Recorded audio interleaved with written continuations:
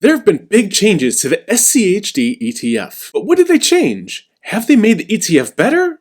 Or actually worse? SCHD is one of the most popular dividend ETFs for good reason. Over much of the past decade, it's actually outperformed the S&P 500. That's kind of unheard of for a dividend-focused ETF. And how SCHD has actually achieved this overperformance is through its extremely stringent selection criteria for the stocks that the ETF holds. SCHD restricts its holdings to just 100 stocks. Those stocks have to have paid a dividend for at least 10 consecutive years, have a market cap above $500 million, and over 2 million shares of daily trading volume. Then out of the stocks that meet those criteria, SCHD will take the top half of the highest yielding stocks and score them according to the following factors: the cash flow to total debt, return on equity, the indicated dividend yield, meaning they look at future dividend payouts if any raises or cuts have been announced, and the 5-year dividend growth rate. They compare and rank the stocks on those factors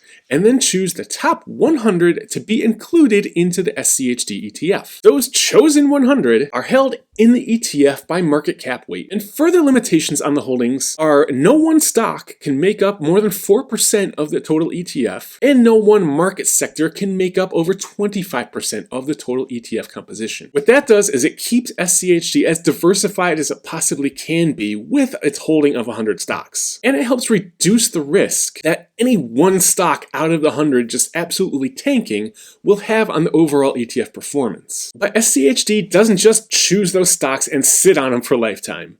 They reconstitute the ETF on an annual basis, dropping some stocks out and adding new ones in. Which brings us to today. Because SCHD just had its annual recomposition for 2023 about a week ago as I sit and film this. And there were some big changes. So let's now take a look at how the SCHD ETF has changed and whether or not those changes in SCHD should have you worried about the future or stacking up cash to buy more. So first, let's take a look at what stocks got the axe and are no longer included as part of SCHD. And the biggest name dropping out of SCHD is IBM, which at the start of March, before this rebalancing of the fund, had a 3.61% weighting in the ETF. It was one of the top holdings of SCHD, and now it's gone. Two other of the more significant drops from SCHD are Prudential Financial and Cummins, each of which previously had a slightly above 1% weighting in the ETF. So just like that, 3 of SCHD's former top holdings are gone,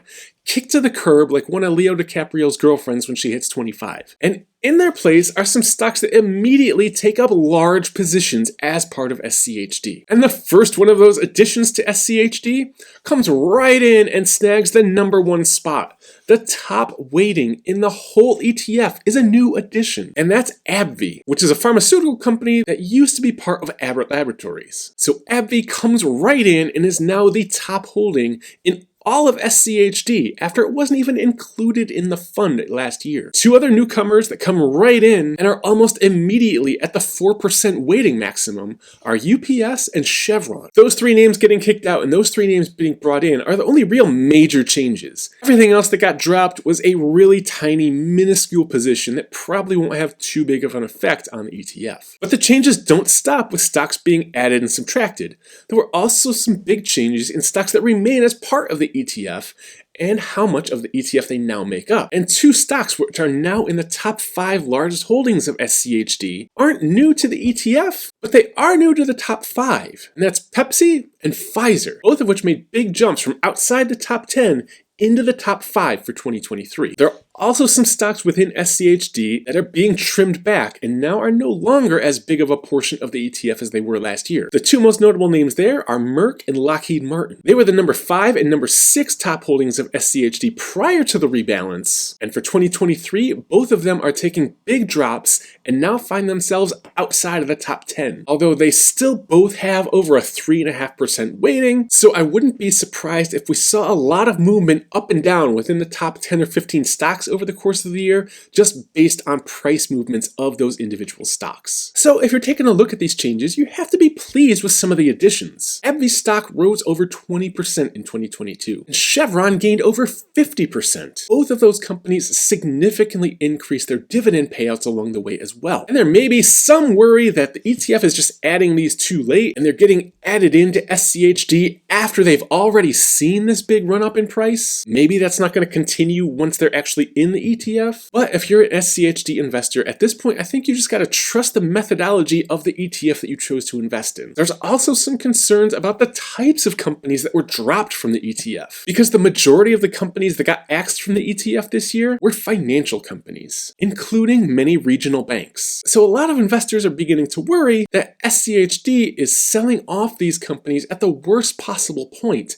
when they're at their lowest due to some of the turmoil and uncertainty we've seen in the financial sector over the past month or so. I tend not to fall into that camp. I don't see it as that big of a deal, because out of all the financial companies that did get dropped out of SCHD, the vast majority of them were real tiny companies, well under 1% weighting. In fact, only Prudential Financial was above 1% weighting of the financial companies that got dropped. And on the flip side, there were also a lot of financial companies that got added in for this year. Blackstone, OFG Bank, Hanmi Financial, and Central Pacific Financial are all brand new additions to SCHD within the financial sector. And again, of those, only Blackstone is above a 1% weighting in the ETF. So again, not really big changes to worry about. There are still plenty of financial companies, regional banks, national banks, what have you, that were previously and still are in SCHD, because the financial sector still makes up about 13% of the overall ETF composition. You can see here the changes in sector weightings within the ETF. The financial and the tech sectors took the biggest drops out of the ETF,